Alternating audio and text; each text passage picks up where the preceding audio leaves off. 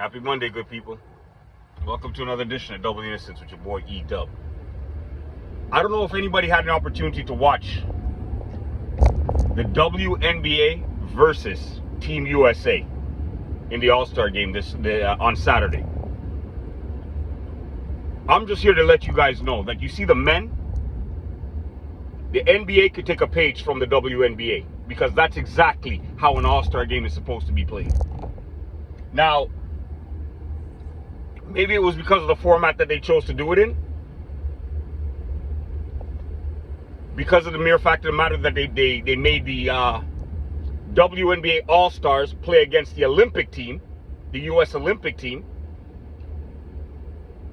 To me, it made a lot of sense because of the mere fact of the matter that it looks to me that the US Olympic team for the ladies side, they go with the more experienced players, which means the players that have been in the WNBA a little bit longer. The WNBA All-Stars, next time. The WNBA All-Stars were basically, a lot of them are rookies. You had the Caitlin Clarks of the world that were on that team. You had the Angel Reeses of the world that were on that squad, which was, I believe that was, no, I don't believe. That was the first time that they actually got to play on the same team together. So, I believe that's the reason why it was so competitive, because the simple fact of the matter that the young guns have something to prove to the older generation.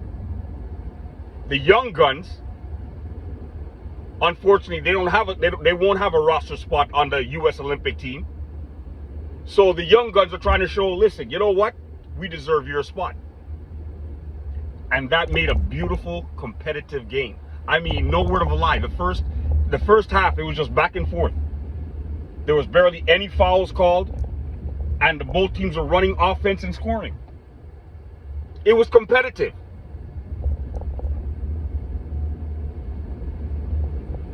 So really and truly, NBA, you guys should be ashamed of yourself that the WNBA has to come and show you guys how an All-Star game should be.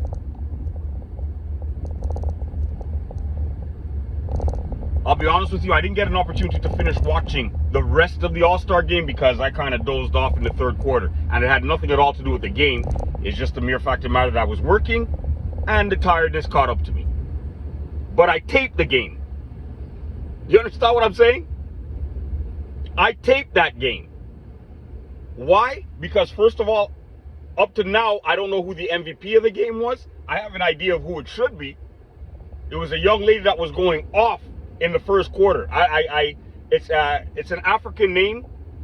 I'm sorry, like I said, the WNBA is kind of new to me and I'm still learning a lot of the players. But the way she was playing in the first half, honestly speaking, she deserved to be MVP just based on the first half alone. I want to see how the second half panned out, and I want to see who the All-Star was. I don't want anybody to tell me just yet, because when I go home today, I'm going to watch the second half of that game. That's how entertaining I found that game. I've been saying this since before the season started. WNBA is on the rise. Finally, they do not have to piggyback off of the NBA. And that All-Star game said volumes. If anything, like I said, you guys should send a copy of that All-Star game to Adam Silver and the rest of the players in the NBA and let them see that that's the platform of how an All-Star game should be played. That's the type of competition that we're looking for. Plain and simple.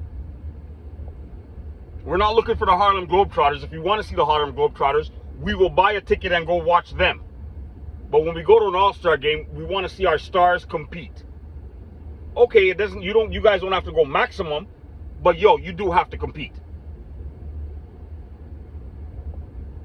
That being said, people, Double Innocence with your boy E-Dub. Feeling good on this Monday morning. Beautiful day. Ladies, WNBA, US Olympic team, keep doing your thing. Excellent job. Double Innocence with your boy E-Dub is out. Have a blessed day, peeps.